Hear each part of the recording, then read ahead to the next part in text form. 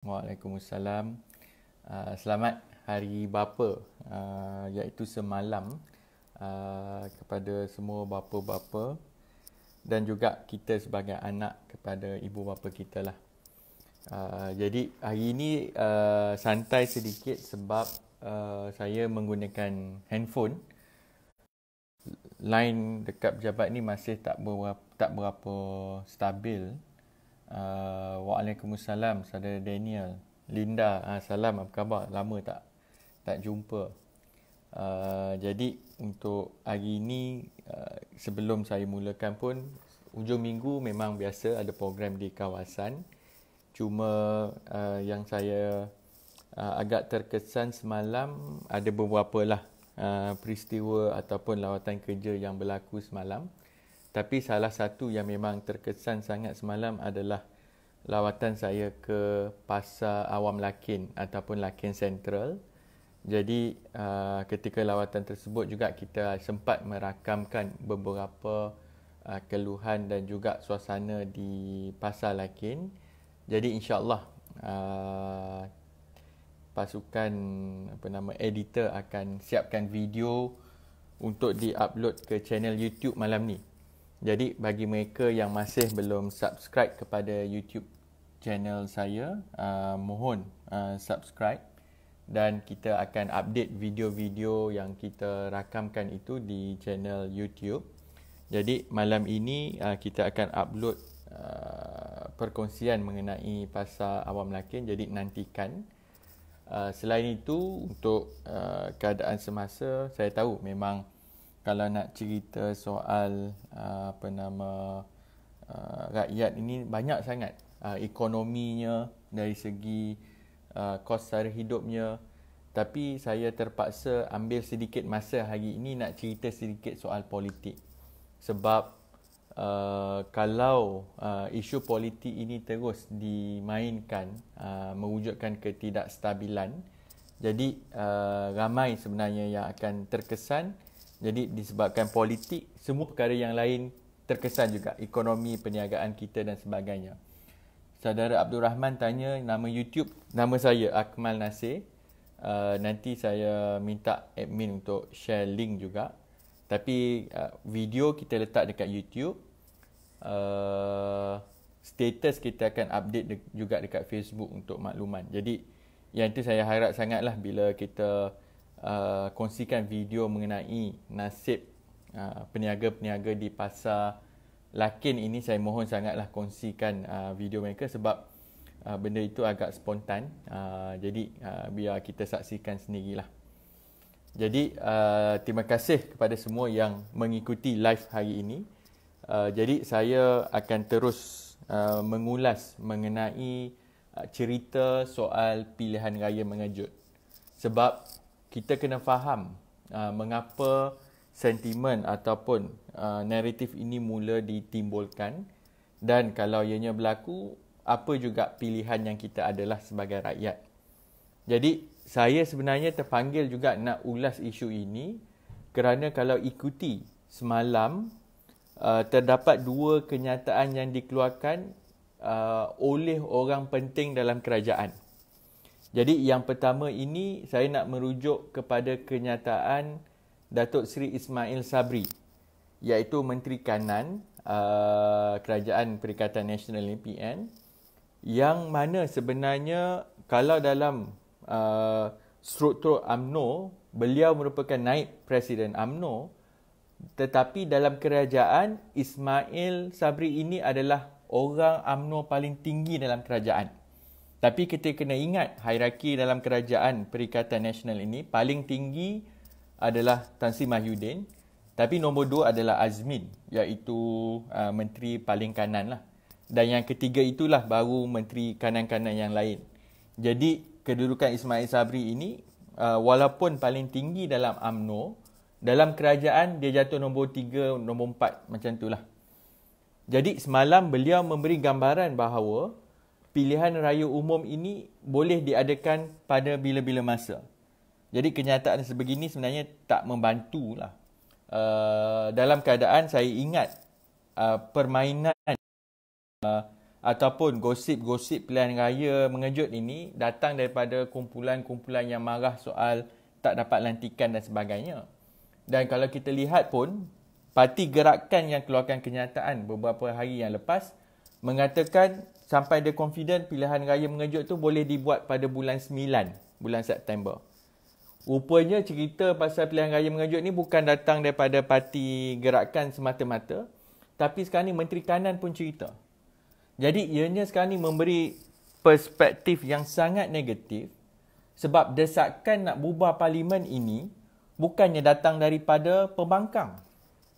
Jadi yang duk cerita soal politik dan sebagainya, kita tahu cerita dalam Pakatan Harapan macam mana, tapi yang sekarang ni nak membubarkan kerajaan sedia ada ini datang daripada anggota kabinet sendiri. Jadi untuk hari ini saya mohon yang mana baru join pun boleh tolong share lagi sebab apa yang saya utarakan ini akan membantu kita semualah menghadapi permainan orang politik dekat atas ini. Jadi antara hujah-hujah yang ditonjolkan ialah daripada pelbagai pihak di sebelah sana. Sekarang ni yang disalahkan kalau nak berlaku pilihan raya mengejut ini, dia nak salahkan Pakatan Harapan. Dia nak salahkan PH pula punca kalau nak berlaku pilihan raya mengejut ni. Sebab kononnya PH ni asyik mendesak dan sebagainya. Tapi perkara ini tak masuk akal.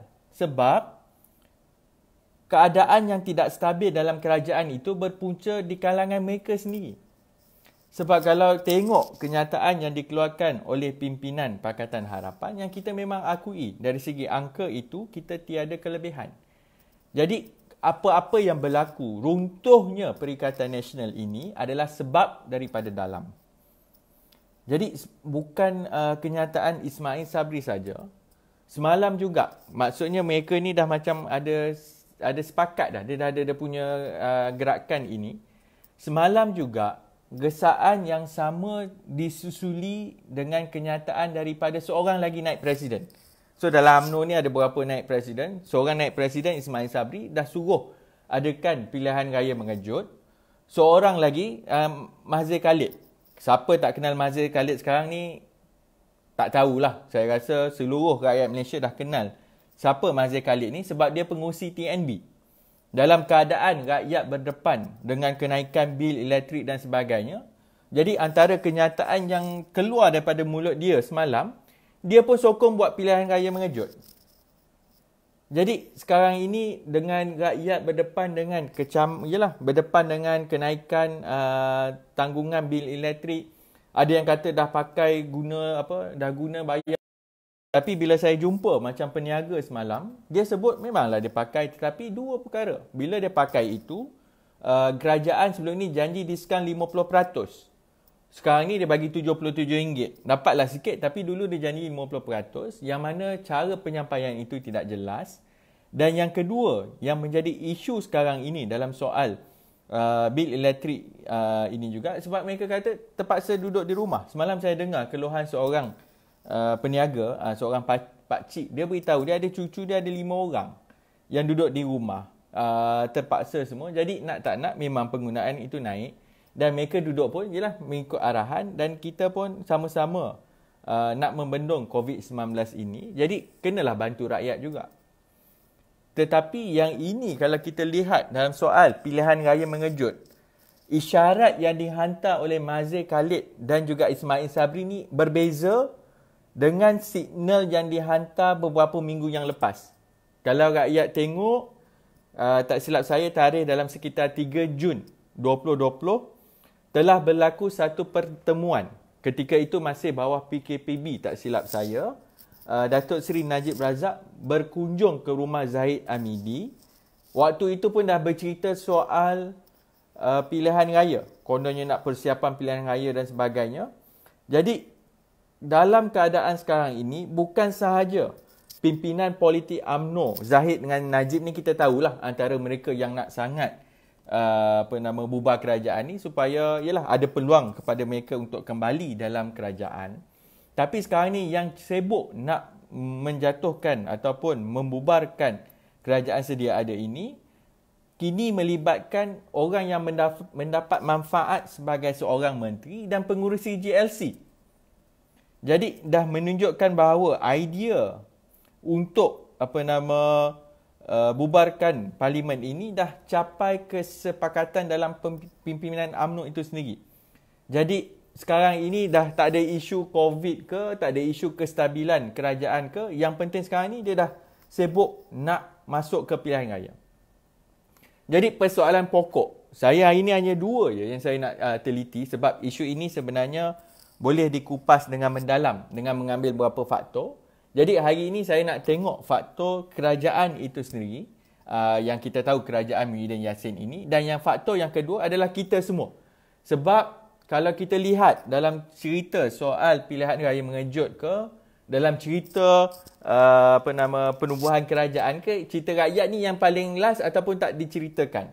Jadi hari ini bagi saya kita kena teliti untuk peringkat kita apa ataupun ruang yang kita ada sebagai rakyat ini dalam keadaan Perikatan Nasional yang goyang nak menjatuhkan kerajaan sendiri dan nak buat pilihan raya.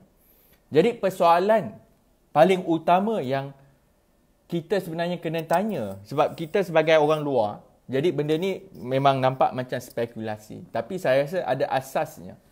Sebab persoalan paling asas yang kita kena tanya sekarang ini, adakah di kalangan menteri-menteri itu sendiri telah hilang kepercayaan ataupun keyakinan kepada Yang Amat Berhormat Perdana Menteri, iaitu Tan Sri Mahyudin, untuk terus mengetahui kerajaan. Sebab yang ini kita kena faham, ketika kerajaan dibentuk melalui langkah Sheraton, ini bukan kerajaan yang dibentuk melalui pilihan raya, melalui langkah Sheraton ini, ketika itu sepanjang 100 hari pentadbiran Muhyiddin ini, beliau dan kabinetnya tidak pernah berdepan dengan sebarang ujian demokrasi. Kita tahu macam mana sebelum raya, bila adanya sesi parlimen, parlimen itu hanya mendengar titah yang di-Pertuan Agong tetapi tidak dibahaskan ketika itu. Jadi memang parlimen ketika itu tidak nampak gaya ataupun kedudukan ahli-ahli parlimen tersebut. Jadi kesetiaan ahli-ahli parlimen dalam PN sendiri ini memang tak pernah dinilai ataupun diuji. Tetapi yang lebih penting, yang itu isu politik yang banyak analisa ataupun mereka yang telah kupaskan. Tetapi hakikatnya yang sebenarnya yang lebih real, yang lebih terkesan, sepanjang 100 hari pentadbiran Muhyiddin ini, dia ada kelebihan dari segi Perintah Kawalan Pergerakan. Ada PKP, ada juga sekatan-sekatan mesyuarat dan sebagainya. Jadi ini memberi ruang kepada Kerajaan Perikatan Nasional untuk mengelak rakyat daripada berdepan secara bersemuka. Sebab sehingga hari ini tak perlu mana-mana menteri untuk datang berjumpa rakyat, menerangkan dan sebagainya. Dan seolah-olah memang mereka berada dalam satu vacuum yang sangat tertutup rapi, sehingga hari ini kalau saya tanya rakyat di luar sana, kalau untuk mereka menamakan 10 orang menteri, sebab bayangkan kabinet Muhyiddin ni, menteri timbalan menteri ada 70 orang. Nak tanya 10 orang siapa dalam kabinet pun tak ramai yang tahu. Menteri ini pegang apa semua, memang tak pasti nak siapa yang sebenarnya yang mereka kena tanya. Sebab bila saya jumpa dengan orang, mereka tak tahu ke mana nak mengadu ataupun siapa sebenarnya yang bertanggungjawab. Jadi sepanjang tempoh PKP ini, walaupun rakyat sebenarnya tak boleh keluar, tak boleh berbincang secara fizikal dan sebagainya, tetapi apa yang berlaku, yang ini memang ada hikmahnya bila berlaku PKP. Dalam PKP sekalipun, kerajaan banyak buat silap. Yang ini kita lihat macam mana ketika itu bila ambil alih kerajaan pun sampai hari ini, sepanjang 100 hari yang diceritakan kejayaan PKP apa semua ini, sampai hari ini kita tak tahu hala tuju kerajaan hari ini. Apa yang dia nak buat pun kita tak tahu. Jadi sepanjang 100 hari ini kita pun nak keluar, nak bertanya, nak berhujah dalam parlimen semua tak boleh. Tapi sekarang ni dah sampai ke tahap bahawa alhamdulillah keadaan dari segi keselamatan rakyat ini bertambah baik. Soal kesihatan ini berjaya dikawal. Terima kasih kepada Kementerian Kesihatan Malaysia. Dan yang sekarang ini bila telah kembali kepada alam yang nyata, berbanding dengan alam maya dulu, waktu itu pun kita tak tahu hala tuju, sekarang tak tahu hala tuju. Dan sekarang ini yang lebih kita kena teliti pula, ketika dalam keadaan melalui alam maya sendiri, melalui Facebook, melalui Twitter sekalipun, menteri pun terbukti melanggar SOP, menerima kecaman pelbagai, dasar-dasar yang terpaksa, tukar dan sebagainya. Dan sehingga hari ini, kita tahu mungkin ketika awalnya bantuan prihatin itu mungkin ramai yang rasa lega. Tetapi hari ini kita tahu sangat pelaksanaan program prihatin dan penjana ini memang indah kabar dari rupa. Banyak perkara yang tidak tercapai dan telah menjadi bualan di kalangan masyarakat sebab tunggu sebulan, 2 bulan ni tak ada apa-apa yang berlaku. Dan yang kedua, dalam situasi isu kerajaan Mahyudin ini, kita tahu dulu kita nampak perkara ini seolah-olah kelebihan kepada beliau, iaitu strategi meletakkan orang yang ada kepentingan untuk mendapat sokongan mereka ini memegang jawatan politik, sama ada lantik masuk kabinet sebagai menteri ataupun jadi timbalan menteri. Dan tak cukup dengan itu, lantik pula masuk pegang sebagai pengurusi GLC dan sebagainya. Dulu kita nampak perkara ini sebagai satu kelebihan. Tetapi sekarang ini dia dah jadi duri dalam daging. Sebab apa? Walaupun mereka ini dilantik memegang jawatan yang penting, jawatan Menteri Kanan dan sebagainya, tapi isu dia bukan nak mengekalkan kerajaan sedia ada, tapi sekarang ini dia dah jadi jalan yang buntu sebab walaupun dah pegang jawatan ini, mereka dah mula bersuara, dah mula mempertikaikan legitimasi kerajaan sedia ada ini. Sebab dia orang pula cerita sekarang ni, cerita mandat rakyat. Waktu nak ambil dulu, dia tak sebut cerita mandat rakyat sebagainya, seolah-olah, oh kita nak buktikan yang kita ada mandat rakyat. Jadi sekarang ini kita tahu bahawa lantikan-lantikan yang dibuat selama ini, bila keadaan dalaman itu tidak diselesaikan secara baik, jadi mereka ini yang telah dilantik jawatan pula yang membuatkan keadaan lebih terumbang-ambing. Yang dilantik ada yang lepaskan jawatan. Sekarang ini kita dah tengok ada beberapa adalah yang lepas jawatan sebab hilang kepercayaan kepada Perikatan Nasional. Ada yang lepaskan jawatan timbalan menteri sebab nak jawatan yang lebih tinggi.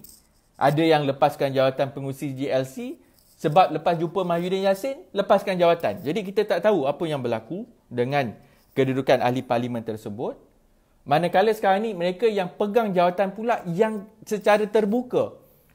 Zaman Pakatan Harapan dulu sekalipun tak ada menteri yang minta supaya dibubar dan sebagainya. Sekarang ini Menteri Kanan yang minggu lepas kita tahu sibuk dengan urusan COVID dan sebagainya. Tiap-tiap hari tolong sampaikan amanat daripada kaki tangan kerajaan, daripada pegawai mengenai pelaksanaan ketika tempoh PKP dan B. Dan sekarang ini menteri itu pula yang cerita nak masuk pilihan raya. Jadi sekarang ini kalau kita lihatlah dalam isu soal kesetiaan ahli-ahli parlimen, kita tahu bahawa dalam mana-mana perjuangan politik, sebab itu hala tuju sangat penting. Sebab walaupun kita berdepan dengan keadaan sukar, untuk keadilan sendiri, bila kami berhadapan dengan keadaan yang sukar, kita berbalik kepada fokus perjuangan kita, iaitu kita memang nak mengangkat kebajikan rakyat. Kita nak tengok soal keadilan, macam mana kita nak memacukan supaya semua rakyat Malaysia ni ada tempat. Kita nak angkat semangat pelbagai kaum dan sebagainya. Jadi walaupun berdepan dengan keadaan yang sukar, keadilan boleh fall back ataupun kembali kepada teras ataupun asas perjuangan. Dan sekarang ini dalam tempoh 3 bulan. Kalau kita dulu tahu, kalau sebelum Perikatan Nasional membentuk kerajaan, ketika itu ada muafakat nasional, paksi yang memegang mereka antara UMNO dengan PAS ni dulu memang tak boleh dekat. Ini dulu seteru yang kita tahu yang paling dahsyat. Kalau nak cerita perbandingan politik ni, pertembungan antara UMNO dengan PAS dulu ni, memang kita tahu sebab dia merebut soal sokongan daripada kumpulan yang sama. Tapi dari segi yang kita tahu sekarang ini, mereka bekerjasama sebelum menubuh kerajaan Perikatan Nasional ini sebab atas dasar sentimen perkauman dan agama. Tiap hari dia main sentimen perkauman dan agama. Tapi kalau nak berbalik kepada perjuangan perkauman dan agama sekarang ini, saya pasti akan umbi UMNO dengan PAS pun merasa kecewa. Bila tengok kenyataan menteri-menteri, kalau dulu sebelum jadi kerajaan, kita kena bertindak segera. Kita kena buat sesuatu. Bila jadi kerajaan, dia suruh tunggu. Dia suruh macam-macam alasan yang diberikan. Jadi, soal asas perjuangan yang mereka nak bentuk sekarang ini memang dah tak ada. Jadi, kalau kita lihat di kalangan UMNO dan PAS ini nak cuba mempertahankan muafakat nasional, tetapi bila terbentuknya Perikatan Nasional, mereka jadi confused. Ada yang sebenarnya bersungguh-sungguh kata hanya muafakat nasional sebab mereka tahu itulah asas kenapa UMNO dengan PAS bersama. Tapi bila terbentuk dengan Perikatan Nasional, keadaan sekarang ini macam mana dia nak bentuk kuasa pembahagian ataupun rundingan kedudukan politik mereka. Kita tahulah kalau nak tengok dari segi kenyataan tu bolehlah ambil gambar bertiga dan sebagainya, tetapi kita tahu tiga parti utama dalam Perikatan Nasional ini, UMNO, PAS dan Bersatu ini, mereka ini semua akan merebut kumpulan pengundi yang sama, iaitu daripada kumpulan pengundi orang Melayu. Walaupun UMNO lebih kepada perkaumannya, PAS lebih kepada sentimen agamanya, tetapi kumpulan yang mereka nak rebuti yang sama. Sekarang bila masuk Bersatu, sebab itu persaingan itu akan terus bertembung, dan kita tahu walaupun berlaku pilihan raya, kalaulah yang selepas pilihan raya ini Mahyudin kekal sebagai Perdana Menteri, saya tak merasakan faction yang bersama dengan Najib Razak ini akan terus senyap. Mereka sebenarnya akan terus mencari jalan untuk kembali kepada tampuk kepimpinan kerajaan. Kalau selepas pilihan raya, Najib yang sebenarnya faksi dia memegang jumlah yang lebih ramai, dia nak bentuk kerajaan, percayalah UMNO ataupun Bersatu ini juga akan terkesan sama ada dia lompat pula masuk UMNO ataupun mungkin sebahagiannya akan lari sebab dia dah tahu dah tak ada kuasa dan tak ada habuan yang boleh dikaut lagi. Dan untuk PAS pula ni jadi pemenuh keadaan lah. Sebab dalam sekarang ini kita tahu bila Mahyudin tubuhkan kerajaan, ada 4 menteri kanan, Bersatu dapat 1, Kitol dapat 1, UMNO dapat 1, GPS dapat 1, PAS tak dapat apa-apa. Kita tahu permainan ini yang mana PAS akan rasa sangat bersyukur dan selesa dapat jadi kerajaan. Tetapi bila berlaku pilihan raya, rundingan nak membentuk kerajaan di kalangan Perikatan Nasional ini akan bergantung siapa yang sebenarnya boleh mendapat ataupun bersaing di kalangan mereka sendiri untuk membentuk kerajaan selepas kerajaan Mahyudin. Sebab itu dalam isu pilihan raya mengejut ini, yang saya sebenarnya rasa mereka sebenarnya membuat satu tindakan yang tidak memikirkan kepentingan negara. Sebab mereka tahu bahawa kuasa nak membubarkan parlimen itu terletak di tangan Perdana Menteri.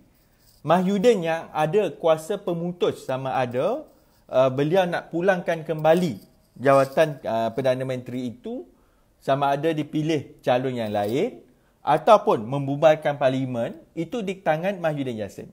Jadi bila pertembungan antara UMNO, PAS dan Bersatu ini terus berlaku, dan beliau tahu kalau dia kekal, contohnya ada persetujuan, kononnya bersetuju walaupun berlaku pilihan raya mengejut, Tan Sri Mahyudin akan kekal sebagai Perdana Menteri. Yang saya sebut tadi, all guards ataupun pimpinan-pimpinan senior dalam UMNO ni terus tak akan setuju. Sebab dia tahu sejarahnya macam mana pertembungan antara Najib dengan Mahyudin sebelum ini. Isu ini memang cuba dilenyapkan, tapi kita tahu antara yang desakan untuk bubar ni memang datang daripada UMNO. Jadi sebab itu bagi saya, bila mereka sekarang ini dah mula bercerita soal pilihan raya mengejut, sepatutnya mereka fikir jauh. Dalam soal mandat rakyat dan sebagainya dah tahu kamu tak ada mandat rakyat melalui pilihan raya yang lepas, janganlah buat langkah Sheraton. Sekarang ni bila dah berlaku kegusaran ataupun stabil dalam Perikatan Nasional, baru nak kata cerita pasal rakyat dan sebagainya. Jadi perkara yang kedua yang lebih penting, sebelum saya masuk isu rakyat sebenarnya, kita kena ambil maklum yang ini saya tahu agak akademik ataupun melibatkan fakta ekonomi, tapi bagi saya perkara inilah asas yang bagi saya bila menteri sendiri yang cerita pasal nak desak pilihan raya mengejut ini yang jadi penat. Sebab dah lah PN tak stabil. Kemudian kamu nak heret keadaan sekarang ini dalam keadaan negara kita ni tak boleh lari daripada kesan ataupun post-COVID-19 ini.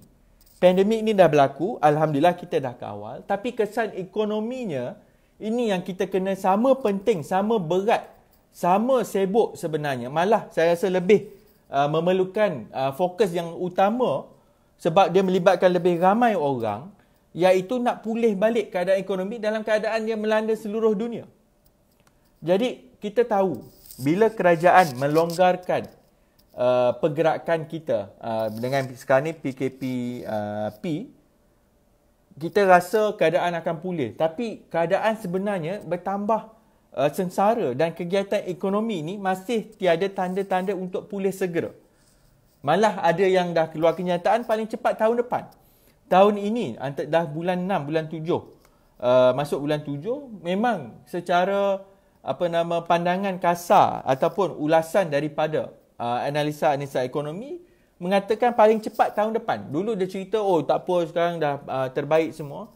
Sebab kita sebenarnya berterima kasih dalam soal PKP ataupun mengatasi jangkitan COVID itu, memang kita nampak kesungguhan KKM, kementerian dengan pengarahnya nampak begitu jauh ke depan menolak cerita politik. Tetapi bila dalam soal nak memulihkan balik ekonomi, ini banyak sangat kepentingan politik. Jadi sebab itu kalau kita tengok, bila pelan-pelan pemulihan ekonomi ini dibuat, dibentangkan sebelum mengambil kira pandangan ahli-ahli parlimen secara keseluruhan. Jadi bila ada dasar yang tak kena sekarang ni, mereka dah tak ada jalan keluar. Kita tahu bahawa contohnya, kita nak buat perkara ini untuk menggalakkan sesuatu itu berlaku. Tapi bila perkara itu tak berlaku, dia nak cari jalan keluar itu tak dapat. Maksudnya kalau dia dah salurkan sebanyak ini untuk mewujudkan demand ataupun permintaan ekonomi, tapi bila wang itu dilaburkan, tiada perbincangan yang menyeluruh. Tak ambil kira pandangan wakil-wakil rakyat dari setiap kawasan. Bila perkara itu tak berlaku, sekarang ni jam. Paling mudah, kita panggil pilihan raya mengejut. Tapi sebab itu, bila peringkat dasar dah gagal, yang saya khawatir sekarang ini, banyak aduan-aduan rakyat mengenai kepincangan pelaksanaan program-program ini dah mula timbul. Mula dicakap secara terbuka.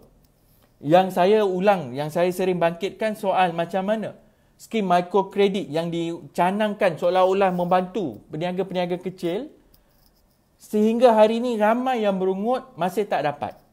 Jadi isu ini saya dah kupas dalam video-video di saluran YouTube saya. Boleh search Akmal Nasir di channel YouTube untuk teliti sendiri. Dan perkara ini disahkan juga semalam bila saya jumpa. Bila saya bercerita, saya terangkan macam ini, tetapi kenapa dasar ini tidak membantu. Saya cerita soal skim mikrokredit ini. Peniaga tersebut, actually saya pun sama. Ada seorang peniaga sebenarnya, dia pun mengaku dia mohon. Sejak bulan 4 sampai sekarang tak ada khabar berita. Kawan yang lain nak mohon, dah tutup. Jadi perkara ini sebenarnya memang terkesan sebab pelaksanaan itu bagi saya banyak perkara lemah yang kita perlu tambah baik dan perbaiki. Dan satu lagi soal ekonomi sebelum saya terus tutup dengan isu rakyat ini. Kalau kita lihat yang dikeluarkan oleh Jabatan Perangkaan Malaysia, DOSM, Jabatan Statistik ini. Jumlah penganggur, kalau orang sebut penganggur ini bukan maksudnya dia memang tak bekerja. Jumlah penganggur ni adalah mereka yang tiada pekerjaan tetapi aktif mencari kerja yang ada gaji. Itu yang dikategorikan sebagai penganggur. Yang ini memang Jabatan Perangkaan membuat penerangan dengan baik, yang mana statistik menunjukkan untuk bulan 4, tak masuk bulan 5, tak masuk bulan 6 lagi, bulan 4, kadar yang dicatatkan telah mencecah 5% daripada kadar biasa ini. Kebiasaannya yang kita kena tahu, kadar 5% pengangguran yang kita hadapi pada bulan 4 itu adalah setaraf ataupun yang kita alami tahun 1990-an lagi. Maksudnya, benda itu kita tak pernah tengok dalam tempoh 20 tahun yang lepas. Keadaan itu agak sebenarnya meruncing. Kalau bandingkan dengan keadaan 2010-2019, kebiasaannya pengangguran itu sekitar 3.2%. Kita tahu statistik ini agak konservatif. Jadi, bulan 4, tak masuk bulan 5, tak masuk bulan 6, kita sebenarnya dah capai cecah 5%, iaitu yang ini direkodkan oleh agensi kerajaan sendiri. Sementara UMNO dengan PAS sibuk nak buat pilihan raya mengejut dan sebagainya, rakyat yang menganggur pada bulan 4 adalah seramai 778,800 orang. Ini statistik yang dikeluarkan oleh agensi kerajaan. Maksudnya hampir 800,000 rakyat Malaysia ni yang telah menganggur. Sekarang ini saya tak pasti sama ada dah mencecah. Saya rasa dah boleh mencecah 1 juta orang kalau kita tak masuk statistik bulan 5 dan bulan 6. Jadi kita tahu dalam keadaan sekarang ini, sementara bila mungkin menteri sekarang dia nak claim kredit, dia merasakan bahawa wabak ini berjaya dikawal sebab gerak kerja menteri. Kita tengok Menteri Kesihatan pun dah cerita nak ambil contohnya dia hasil usaha dan sebagainya. Kita tahu menteri-menteri semua sekarang rasa seronok sebab keadaan itu dah menurun. Alhamdulillah, kita bersyukur. Tapi kita kena sedar bahawa jangkitan COVID-19 ini masih belum terhapus sepenuhnya dalam Malaysia. Kalau kita lihat takrifan, contohnya kalau keadaan itu pulih sepenuhnya, iaitu kosong jangkitan selama 2 minggu. Tapi sekarang ini memang kita tahu masih berlaku walaupun di beberapa kelompok kecil, tapi maksudnya belum pulih 100%. Dan dalam keadaan kita tahu bahawa wabak ini boleh kembali pada bila-bila masa. Jadi bila ramai yang kata rakyat sebenarnya ambil tidak kisah bila dah keluar dan sebagainya. Saya rasa yang lebih saya risau menteri tak kisah. Dia tak kisah soal COVID-19 ni ada kemungkinan boleh kembali. Jadi sebab itu, mereka yang berada dalam kerajaan ini, tumpukan peranan anda untuk sekarang ini memulihkan ekonomi dan pastikan wabak ini tak datang balik. Dan penumpuan ini kena tengok balik. Saya rasa yang terkesan teruk sekarang ini adalah soal peniaga-peniaga kecil. Memang sebab itu saya akan ulang, tolong tengok video pasal Lakin yang saya akan upload pada malam ini. Dan juga membantu mereka yang hilang pekerjaan yang dah cecah 800,000 orang ini. Yang ini sebenarnya keutamaan kepada kerajaan pada hari ini. Jadi sebab itu, bila cerita, saya cerita semua ini untuk meyakinkan rakyat, kita ada tugas dan tanggungjawab yang besar. Mereka yang berebut nak jadi kerajaan, dah masuk kerajaan, buatlah kerja. Janganlah nak sibuk dengan pilihan raya dan sebagainya. Dan sepatutnya yang berlaku Perikatan Nasional kena tumpu kepada soal nak gubal akta langkah sementara untuk kurangkan kesan COVID-19 ini. Dulu dia umum, tapi kalau kita tengok dari segi engagement, penerangan, tak tahu apa-apa. Rakyat sekarang menunggu bulan 7 Parlimen ini, seolah-olah tunggu benda ni, Parlimen ni terjadi ke tidak. Bila gambaran yang diberikan oleh Menteri Kanan bahawa pilihan raya boleh berada ataupun berlaku bila-bila masa, silat-silat sebelum Parlimen pun dia panggil pilihan raya. Saya tak terkejut. Sebab mereka tahu sekarang ni mereka dah buntu dalam soal nak memulihkan ekonomi dan tak berminat pun soal ekonomi, soal nak berebut kuasa sekarang ini. Jadi akta yang dicanangkan sebelum ini, yang ini sepatutnya jadi tumpuan. Cuma yang saya rasa yang lebih penting kepada kita, kalau kita tengok percaturan yang dibuat oleh player-player politik ini, kalau sebelum jadi kerajaan, sentimen yang dimainkan ialah Melayu, Islam dan sebagainya. Jadi sekarang ini kita tak pasti bila dah punca itu tidak ada dan dia punya kenyataan dengan angkuh dan bongkaknya disebut, ada seorang pimpinan UMNO sebut, kenapa nak buat pilihan raya sebab kami boleh menang pilihan raya. Ini bukan soal menang kalah, ini soal rakyat memang terkesan dengan COVID-19. Dan yang ini kalau berlaku, yang ini rakyat kena ingat, yang ini saya dah teliti, saya semak. Kalau berlaku pilihan raya umum, ini sebenarnya melanggar apa yang Tan Sri Mahyudin sebut sendiri. Tan Sri Mahyudin bila dia ambil balik kerajaan, dia ambil alih melalui langkah Sheraton ini. Pada 11 Mac 2020, dia dah bagi jaminan bahawa tiada pilihan raya mengejut yang akan dilakukan. Tapi sekarang ini, bila desakan itu berlaku, kita tak tahu sama ada desakan itu di kalangan pemimpin UMNO sahaja ataupun sebenarnya adalah mendapat blessing daripada Tan Sri Mahyudin, kita tak tahu. Jadi yang ini sebenarnya Tan Sri Mahyudin dah janji pada 11 Mac, tengok balik, boleh Google, buka balik, dia dah janji itu. Dia kata tak akan buat pilihan raya mengejut. Tapi bagi saya tak terkejut lah. Tengok perangai mereka ini, sebab saya minta maaf, saya sebenarnya dalam keadaan kita cuba menyantuni rakyat, kita cuba membantu sedaya upaya nak tolong salurkan maklumat kepada kerajaan dan sebagainya. Tapi kita nak tengok soal ekonomi rakyat, dia sibuk pula nak bubar parlimen. Ini daripada kerajaan sendiri, orang kerajaan sendiri, daripada menteri. Jadi benda ni tak membantu. Cuma pesanan saya kepada rakyat, apabila Perikatan Nasional sendiri nak bubar, ini bukannya PH punya ke apa, dia yang jadi kerajaan. Dia nak salahkan PH pun tak boleh. Dia yang Perdana Menteri, dia dalam kerajaan, dia menteri, dia pengurusi TNB, dia pegang jawatan-jawatan JLC ini, dia pula nak bubar parlimen. Jadi apa pilihan yang kita ada? Yang ini sebenarnya sebab itu saya bagi pengikut yang mendengar FB Live pada hari ini, saya menganggap saudara-saudari ini sebagai mereka yang mengikuti politik secara dekat. Dan hari ini memang saya bincang soal politik. Yang ini kita kena bersiap sedia. Sebab bila panggil pilihan raya, dia boleh memang bila-bila masa, warning dah diberikan oleh Ismail Sabri. Kita sebenarnya tak ada pilihan. Mereka sekarang ni meletak bebanan itu kembali kepada kita. Kita dah beritahu mandat rakyat jangan khianati dan sebagainya. Dan sekarang ini, mereka nak meletakkan beban kepada kita. Yang ini kena berhati-hati kepada rakyat di luar sana.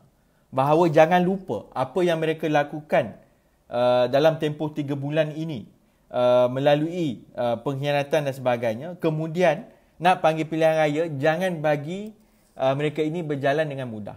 Sebab kalau kita tak berhati-hati, betul, ramai yang kecewa, ramai yang sebenarnya terkilan sebab proses demokrasi itu dinafikan begitu sahaja. Mereka balik bersusah payah ketika PRU yang lepas, bersusah payah jadi pacar dan sebagainya, sampai masa kerajaan mereka pilih, kerajaan yang kita sama-sama bentuk, hilang begitu sahaja. Jadi sekarang ini, kalau mereka panggil balik pilihan raya, ini cabaran untuk kita semua. Untuk sebenarnya, nak tak nak, kita hanya ada saluran demokrasi. Kalau kita lepaskan bulat-bulat, saya pasti yang akan gembira, yang paling terbuka sebenarnya memang orang-orang macam Najib Razak. Kita dah buktikan penolakan rakyat sebelum ini. Tapi sekarang ini, Najib duduk di sebalik bayang-bayang Muhyiddin Yassin. Jadi kalau berlaku pilihan raya mengejut, kalau kita rasa tak apalah kita bagi peluang kepada kerajaan dan sebagainya, ini bukan peluang kepada Mahyudin. Ini sebenarnya peluang kepada Najib, kepada kawan-kawan UMNO. Sebab desakan yang nak bubar parlimen ini tak datang daripada parti yang lain sangat, memang datang daripada UMNO. Jadi sebab itu, proses pilihan raya ini, walaupun bagi saya, kamu jangan heret rakyat dalam keadaan kita berdepan dengan suasana kesihatan, keselamatan. Sekarang ini masalah ekonomi, kita sepatutnya fokus kepada ekonomi. Kalau kamu buat pilihan raya, kamu sebenarnya bertanggungjawab kenapa ekonomi sekarang bertambah teruk. Sebab kamu tak membagi keyakinan dalam keadaan kita nak bantu untuk pulihkan ekonomi, dia sibuk dengan percaturan politik. Jadi kepada rakyat di luar sana, kalau berlaku pilihan raya, saya rasa sebenarnya kita tak ada pilihan. Itu yang saya sebenarnya nak sampaikan. Saya sebenarnya agak terkilan dengan kenyataan Ismail Sabri semalam. Saya tak rasa dia ambil berat dengan keadaan ekonomi sebenarnya. Apa yang dibuat selama berbulan-bulan ini, kita merasa sangsi. Itu mungkin nak nampak image peribadi, nak tunjulkan diri, tetapi hakikatnya kamu akan meletakkan negara ini bukan soal sehari dua berlaku pilihan raya. Mungkin mereka akan menggunakan kelebihan sebagai kerajaan pada hari ini. Jika benar UMNO kembali dominasi dan berkuasa, rakyat akan beban bukan hanya soal 5 bulan, 5 tahun ataupun mungkin dalam tempoh yang agak lama. Jadi nasihat saya, jangan ambil mudah. Saya berterima kasih kepada teman-teman yang mengikuti live pada tengah hari ini. Bukan mudah nak buat live tengah hari. Tapi saya menyeru kepada kita semua berhati-hati dengan percaturan politik mereka ini. Berwaspada dan bersiap sedia untuk kembali menjalankan tanggungjawab kita sebagai rakyat Malaysia. Untuk kita sebenarnya memulihkan politik yang ada hala tuju, yang menolak isu perkauman, yang mereka main perkauman sempit, nak berkuasa dan sebagainya, supaya mereka yang benar-benar faham dan simpati dengan rakyat ini yang dipilih untuk mewakili ataupun menguruskan kerajaan kita pada hari ini. Jadi sekali lagi saya terima kasih kepada semua. Dan yang soal yang cerita pasal Langkawi dan sebagainya, kita lihat rakyat sengsara, menteri-menteri boleh pergi bercuti. Saya tak tahu, mungkin dia penat. To be fair, mungkin dia penat. Tapi yang duk cerita pendukung UMNO dengan PAS, rasa malu sikit. Menteri kamu, 2 orang menteri kamu boleh pergi bercuti dekat Langkawi. Apa nak jadi sebenarnya kalau kamu tengok orang sengsara? Ekonomi ni, isu ekonomi. Sekarang ini sibuk pula nak pergi bercuti, nak create suasana yang tidak sihat. Kononnya ada langkah Langkawi dan sebagainya. Bagi saya, cukuplah berpolitik. Tengok rakyat susah kat sana. Kat luar ni, kita sengsara. Dia boleh cerita, tunjuk gambar, makan. Yelah, tak apalah. Mungkin dia ada kemampuan bercuti dan sebagainya. Tapi yang kat bawah ni sedarlah sikit. Janganlah rasa seolah-olah ini isu politik semata-mata. Isunya sebenarnya, orang atas kamu itu meletakkan kepentingan mereka itu lebih daripada kamu. Jadi pesanan saya lah, yang mana selama ini mungkin taksub dengan sentimen yang diapi-apikan, kita tak nak, tak sihat bagi kita. Kita promote, kita angkat budaya hormat menghormati, kita angkat budaya nak menyantuni rakyat. Janganlah sebab politik ini sanggup tak habis-habis adu domba, dan dalam keadaan sengsara yang mana rasa sibuk nak tanya pasal Langkawi, apa yang berlaku di Pulau Langkawi, tanya menteri kamu. Orang sekarang susah, kamu pula boleh ambil masa cuti dan sebagainya. Jadi bagi saya tak apalah, dia mungkin penat. To be fair, mungkin dia penat. Tapi apa yang dia buat kepada rakyat Malaysia ni, tak tahulah, faham-faham je lah. Jadi bagi saya, cukuplah percaturan politik. Cukuplah kamu yang jadi kerajaan, kamu yang nak musnahkan ataupun nak bubarkan kerajaan ini. Jadi kepada rakyat luar sana, berhati-hati dengan permainan ini. Bersiap sedia, kita kena pertahankan politik yang lebih sihat, politik yang sebenarnya mengangkat kepentingan rakyat kebanyakan. Sekian, terima kasih. Assalamualaikum warahmatullahi wabarakatuh.